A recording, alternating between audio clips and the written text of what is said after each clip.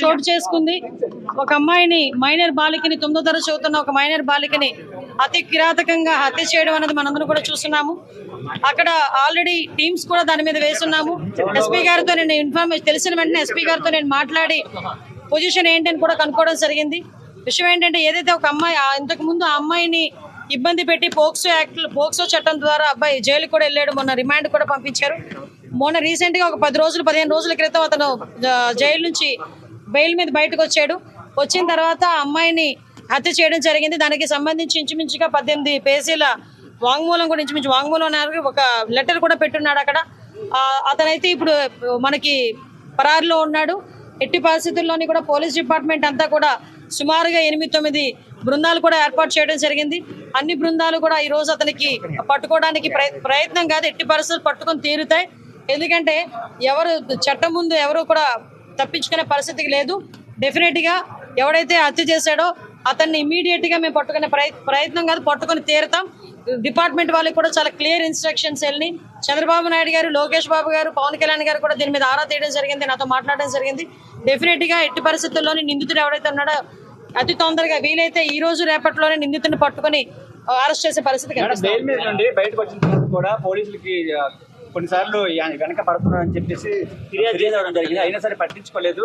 లేదమ్మా, కంపల్సరీగా నిజంగా అదే కనుక జరిగితే, నిజంగా అమ్మాయి దగ్గర నుంచి కంప్లైంట్ వెళ్ళి ఆ పోలీసులు కనుక పట్టించుకోలేదన్న సంగతి తెలిస్తే డెఫినెట్ గా ఏ పోలీస్ అయితే ఆ పోలీస్ మీద చర్యలు తీసుకుంటాం. అందులో అక్కడెక్కడా కూడా బ్యాక్ స్టెప్ వేసే పరిస్థితి లేదు. కానీ మాకు వచ్చిన ఇన్ఫర్మేషన్ ఏంటంటే అటువంటి పరిస్థితి ఏమీ లేదు. చాలా ఆఫ్ సడన్ వచ్చి అతను హత్య చేసి వెళ్ళాడు అన్నది మాకు వచ్చిన ఇన్ఫర్మేషన్. లేదమ్మా, నిజంగానే వాళ్ళ బ్రదర్ కూడా చాలా ఇనిషియేషన్ తీసుకున్నాడు. ఇంతకు ముందు కూడా తను బెంగళూరులో పనిచేసేవాడు.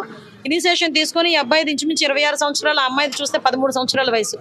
అవతల నిందితుడు ఎవరైతే ఉన్నాడో ఆ అబ్బాయిది కూడా 26-27 సంవత్సరాల వయసు. సో ఈ సిచ్యువేషన్స్ లోనే వాళ్ళ అన్నయ్యకి చాలా సేఫ్ గార్డ్ చేశాడు. కానీ దురదృష్టవశాత్తు అమ్మాయిని కాపాడుకోలేకపోయారు. కానీ ఎట్టి పరిస్థితుల్లో నిందితుని అయితే డెఫినెట్ గా పట్టుకున్నాం.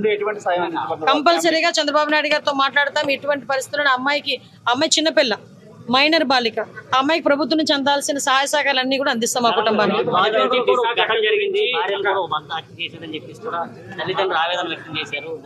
అమ్మ విషయం ఏంటంటే మేము చాలా సందర్భాల్లో చెప్పున్నాము, చాలా సంఘటనలు జరుగుతున్న సందర్భంలో పోలీస్ డిపార్ట్మెంట్ వాళ్ళు కూడా చాలా ఫర్మ్ గా ఉన్నారు. లాస్ట్ టైం మీరు చూసారు, చీరాల సంఘటన జరిగిన తర్వాత సుమారుగా 36 గంటల నిందితులను పట్టుకొని మేము రిమాండ్ కూడా పంపించుకోవడం జరిగింది. ఎక్కడ ఏమి జరిగినా చాలా యాక్టివ్ గా పోలీస్ డిపార్ట్మెంట్ వాళ్ళు పనిచేస్తున్నారు. ఎక్కడ జరగకుండా ఉండే బాధ్యత కూడా తీసుకుంటున్నాం.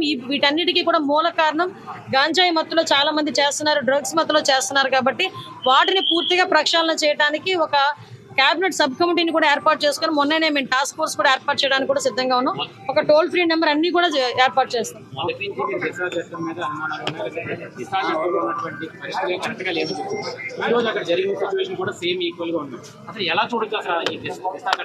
దిశ చట్టమే లేదండి. చట్టం లేని దాని గురించి మీరు మాట్లాడుకోవడం అనవసరం. ఫస్ట్ థింగ్, దిశ చట్టం అనేది లేదు కాబట్టి దిశ చట్టం గురించి మాట్లాడుకోవాల్సిన అవసరం లేదు. ఇప్పుడున్న చట్టాలని బలోపేతం చేసుకుని మనం ఫర్దర్ గా ఎటువంటి ఇబ్బంది లేకుండా చూసుకునే బాధ్యత తీసుకుంటాం. న్యాయ నిపుణుల సలహాలు కూడా మేము తీసుకుంటాం.